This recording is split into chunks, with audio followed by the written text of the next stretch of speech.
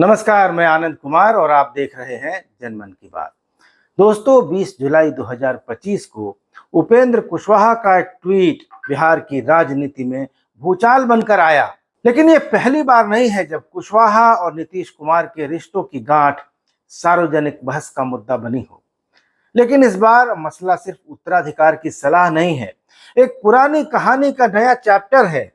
एक ऐसा रिश्ता जिसकी हर परत में उम्मीद, अपमान, विश्वासघात और सत्ता की राजनीति के रंग बिखरे पड़े हैं।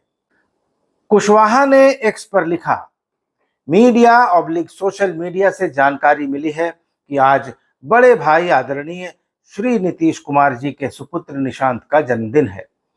खुशी के इस अवसर पर जेडीयू की नई उम्मीद निशांत को जन्मदिन की ढेर सारी शुभकामनाएं। ईश्वर उसे हमेशा स्वस्थ एवं प्रसन्नचित्त रखें।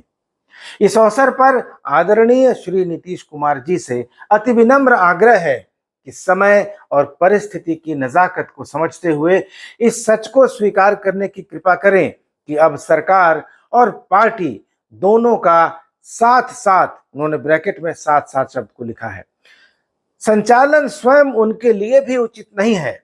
सरकार चलाने का उनका लंबा अनुभव है, जिसका लाभ राज्य को आगे भी मिलता रहे या फिलहाल राज्य हित में अति आवश्यक है।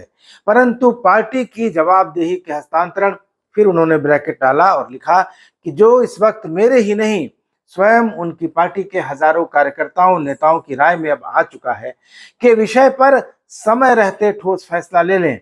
यही उनके दल के हित में है और इसमें विलंब दल के लिए अपूरणीय नुकसान का कारण बन सकता है। शायद ऐसा नुकसान जिसकी भरपाई कभी हो भी नहीं पाए। कुशवाहा ने अंत में लिखा, नोट, मैं जो कुछ कह रहा हूं जदयू के नेता शायद मुख्यमंत्री जी से कह नहीं पाएंगे और कुछ लोग कह भी सकते हों तो वैसे लोग वहां तक पहुंच ही नहीं पाते होंगे। दोस्तों, यह ट्वीट बिहार की राजनीति में ठीक वैसा ही था जैसे शांत तालाब में कोई पत्थर उछाल दे, पहले हलचल, फिर लहरें और अंत में एक स्थायी असर। उपेंद्र कुशवाहा और नीतीश कुमार का रिश्ता वर्षों पुराना है। एक ऐसा रिश्ता जो कभी भरोसे से शुरू हुआ, फिर अदावत में बदला और अब रणनीतिक असहजता की शक्ल ले चुका है। साल 2005 में जब नीतीश कुमार ने मुख्यमंत्री पद की शपथ ली तो उपेंद्र कुशवाहा उनके सबसे नजदीकी नेताओं में से एक थे। उन्हें उम्मीद थी कि संघर्ष के दिनों की मेहनत का पुरस्कार उनको मिलेगा, लेकिन न मिली जगह, न सम्मान, बल्कि बीतते वक्त के साथ यह रिश्ता राजनीति से अधिक उपेक्षा और प्रतिशोध की मिसाल बन गया। एक वक्त तो ऐसा भी आया जब उन्हें बतौर नेता प्रतिपक्ष मिला सरकारी बंगला भी फोर्स भेजकर खाली करवा लिया गया। 2010 के राजगीर अधिवेशन में मंच से नीतीश कुमार को तानाशाह कहने वाले उपेंद्र कुशवाहा ने यहीं से नई राह पकड़ ली।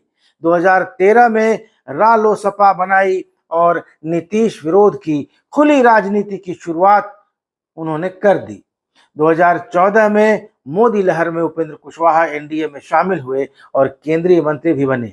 लेकिन जब 2017 में नीतीश कुमार ने फिर बीजेपी का साथ पकड़ा तो कुशवाहा का यह बयान सुर्खियों में आया, जो उन्होंने कहा था कि जिस नाव पर नीतीश सवार होंगे उसका डूबना तय है। यह सिर्फ एक भविष्यवाणी नहीं थी, उसमें तीखा आक्रोश भी था। 2018 में उन्होंने खीर थ्योरी से तेजस्वी यादव के साथ जातीय समीकरण साधने की कोशिश की, लेकिन वह प्रयोग चल नहीं पाया। 2021 में एक और यू टर्न आया, रालोसपा का जेडीयू में विलय हो गया। लेकिन ठीक एक साल बाद नीतीश कुमार फिर पाला बदलकर महागठबंधन में चले गए और उपेंद्र कुशवाहा एक बार फिर अकेले रह गए। 2025 के विधानसभा चुनाव में अब कुछ ही महीने बाकी हैं। ऐसे समय में कुशवाहा का यह ट्वीट एक सियासी सिग्नल है जो सिर्फ उत्तराधिकार की बात नहीं कर रहा, बल्कि नीतीश कुमार को बैकग्राउंड में, पृष्ठभूमि में ढकेलने की एक साफ साफ कोशिश है जो दिखाई दे रही है। निशांत कुमार राजनीति में सक्रिय नहीं है, न उनके पास कोई जनाधार है। उन्हें पार्टी की कमान सौंपने का सुझाव देकर कुशवाहा ने एक साथ दो तीर चलाए हैं। पहला तीर है नीतीश कुमार की नेतृत्व क्षमता पर, सवाल खड़ा करना और दूसरा जेडीयू में भ्रम और बहस पैदा करना। इस बयान पर जेडीयू का भड़कना बनता था, सो जेडीयू के प्रवक्ता राजीव रंजन ने तीखी प्रतिक्रिया दी। बोले, उपेंद्र कुशवाहा की यह टिप्पणी अनुचित और अस्वीकार्य है। नीतीश कुमार पार्टी के अभिभावक हैं और उनके नेतृत्व में ही हम चुनाव लड़ेंगे। पार्टी के आंतरिक मामलों में बाहरी हस्तक्षेप की कोई जगह नहीं है। हालांकि अंदर खाने कई पुराने नेता, खास करके नीतीश कुमार से नाराज नेता, इस बयान को एक जरूरी बहस की शुरुआत मान रहे हैं। भाजपा ने इस मुद्दे पर कोई आधिकारिक बयान नहीं दिया, लेकिन सूत्रों का कहना है कि पार्टी इसे जेडीयू में संभावित बदलाव के मौके के रूप में देख रही है। भाजपा जानती है कि नीतीश के बगैर जनता दल यूनाइटेड बिखर सकता है, लेकिन वह यह भी समझती है कि अगर जेडीयू में कोई अस्थिरता आती है तो मुख्यमंत्री पद की दावेदारी उसके ही पक्ष में जाने वाली है। जहां तक विपक्ष की बात है तो कुशवाहा के ट्वीट के बाद उसे हमले का मौका मिल गया। तेजस्वी यादव ने तुरंत बयान जारी किया, कहा कि जब कप्तान थक जाए तो टीम का बिखरना तय है। बिहार को अब स्थिर, ऊर्जावान और युवा नेतृत्व चाहिए जो सिर्फ कुर्सी से नहीं, जमीन से जुड़ा हो। कांग्रेस ने भी कहा कि यह बयान एनडीए के भीतर खिंचाव और अविश्वास को उजागर करता है। बिहार को एक वैकल्पिक स्थायी सरकार की जरूरत है जो महागठबंधन ही दे सकता है।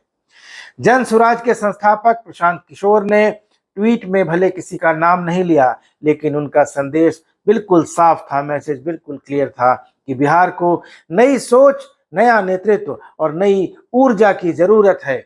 20 साल की लकीर से आगे अब नई लकीर खींचनी होगी।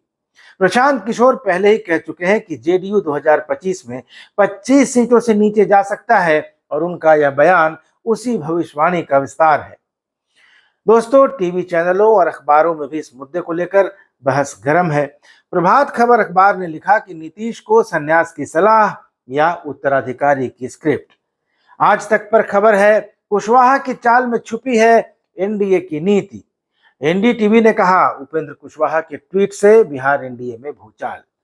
लेकिन दोस्तों, यह मामला सिर्फ एक बयान तक सीमित नहीं है, इसने बिहार के राजनीतिक वातावरण को हिला कर रख दिया है। इसने 3 बड़े सवालों को जन्म दिया है कि क्या जनता दल यूनाइटेड नेतृत्व परिवर्तन की तरफ बढ़ेगा? अगर नेतृत्व की बात उठी तो यह पार्टी में विभाजन की स्थिति ला सकता है। और क्या कुशवाहा एक बार फिर एनडीए से किनारा कर लेंगे? अगर नजरअंदाज किए गए तो आरएलएम यानी राष्ट्रीय लोकतांत्रिक मोर्चा एक बार फिर गठबंधन से बाहर जा सकता है।